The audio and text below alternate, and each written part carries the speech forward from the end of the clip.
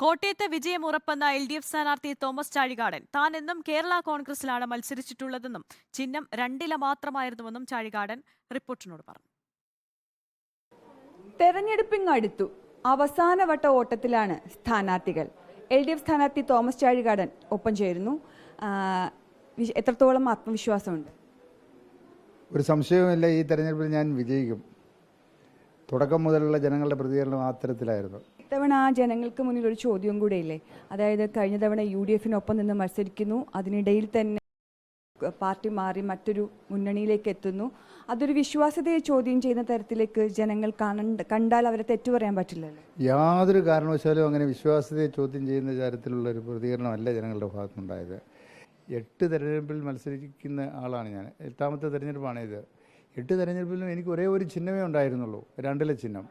ഒരേ ഒരു പാർട്ടിയേ ഉണ്ടായിരുന്നുള്ളൂ, കേരള കോൺഗ്രസ് എം. ഞാൻ വിശ്വസിക്കുന്ന പാർട്ടിയിൽ ഞാൻ വിശ്വസിച്ച രീതിയിൽ മുമ്പോട്ട് പോകുന്നു.